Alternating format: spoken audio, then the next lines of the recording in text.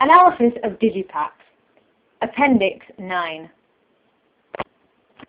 Sgt. Pepper's Lonely Hearts Club Band. The Beatles.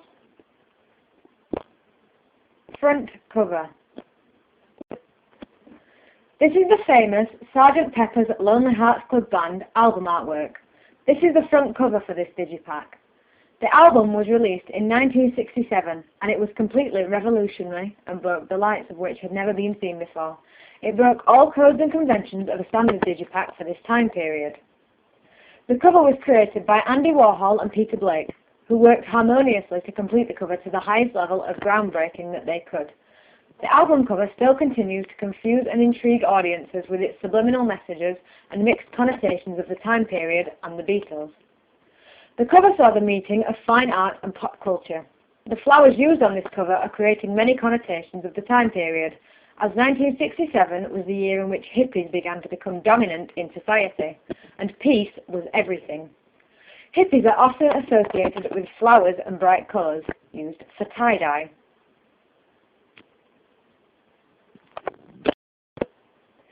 The cover clearly reinforces the idea of star persona. Dyer, 1975, as the main artists are at the front on this cover. The mise-en-scène used on this cover is very relevant to the time.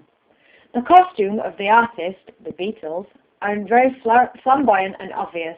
They wear military jackets in luminescent colours. This connotes many things. Firstly, that they are standing out from the crowd, in a very literal sense. They are breaking away from normal music of this time period. The military jackets connote that it is a battle to be such a revolutionary band in a time period with minimal innovation and room for improvement. Furthermore, the props which the band use are all instruments, such as the trombone held by John Lennon. This further connotes that they are in a battle with the music industry, yet their only weapons are their instruments and their talent. This cover is renowned for its use of iconography. The background is filled with important figures from both the past and present, or in this case, 1967. Examples include Marilyn Monroe, Bob Dylan, Muhammad Ali, and Churchill. This album cover is a satire of modern society. An example of this is shown here through the doll sporting a jumper reading The Rolling Stones. In 1967, young audiences were divided. You either like the Beatles or the Rolling Stones. From this, it is clearly connoted that the use of this inanimate doll is stating that the music of the Rolling Stones is dead.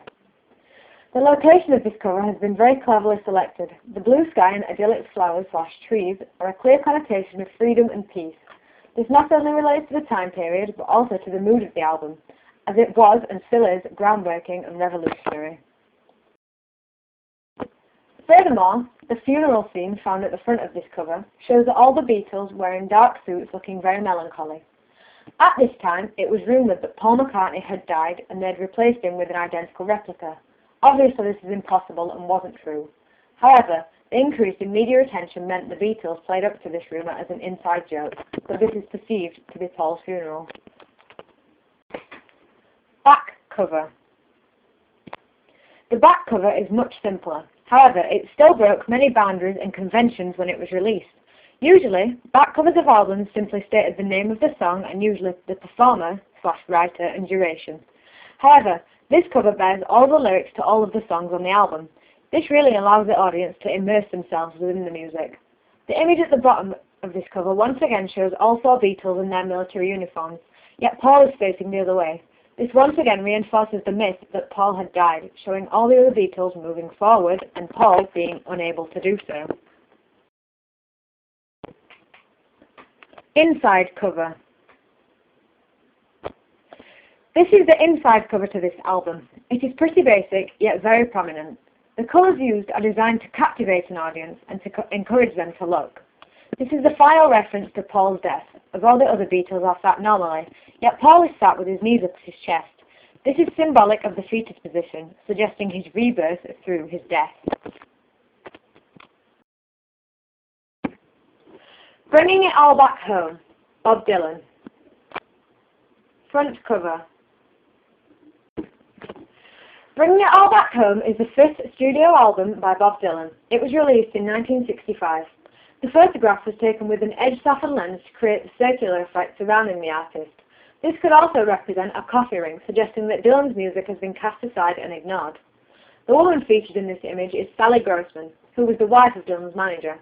This album is satirical of fame and being a celebrity in the public eye. The woman clearly reinforces this, as instantly the audience assumes that the pair are romantically linked, yet there is nothing between them aside from the link via Dylan's manager. There are other artifacts surrounding the artist in this image, including LPs of different genres and time periods. Furthermore, there is a Time magazine present in the background, connoting Dylan's importance on society and era. There is also a harmonica, which reinforces Dylan's star persona, Gaia 1975, and his musician status. Dylan is holding a cat in his arms, connoting his very cool and collected nature, which is much like the nature of the cat. The cat goes by the name of Rolling Stone, which suggests that Dylan's music influenced and supports that of the Rolling Stones. The artist is also wearing diamond cufflinks, which does emphasize his celebrity status. The black and white pamphlet lying across Time magazine with President Johnson on the cover is a publication of the Earth Society, and then located on East 12th Street in the East Village. The Earth Society saw its mission as protecting the Earth from collisions with comets and planets. The pamphlet interprets Immanuel Velikovsky's notion that life on Earth was so deeply affected by near collisions of Venus with Jupiter and Mars that the impressions and interpretations of observers found their way into myths and semi-historical documents of people of many cultures. The pamphlet also claims that the Ark of Covenant is a representation of a comet, which is what that white shape in the centre of the pamphlet cover is intended to represent. Back cover. This is a fairly generic back cover for this album.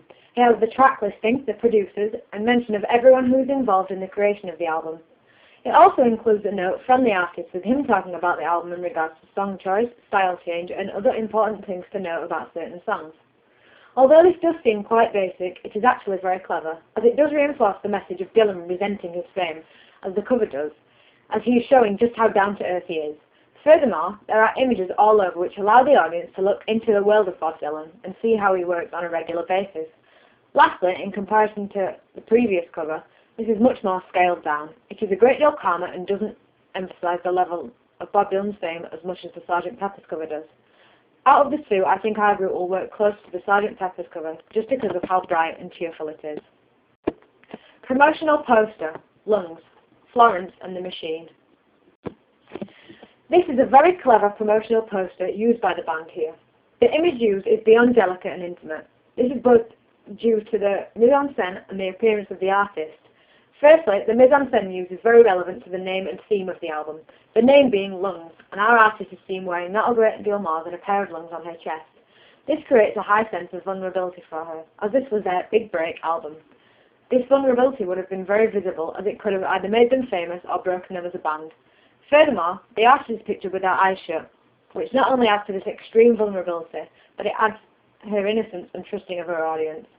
The fact she is not looking at the camera connotes that this album put her on the line, as she could not see what would happen next. Her body language is very open, connoting that she is giving herself to the audience within this album. The colours used are all very naturalistic, and all the key aspects are highlighted. I think I could apply this to my Digi-Pak, as the entire video is based around naturalism.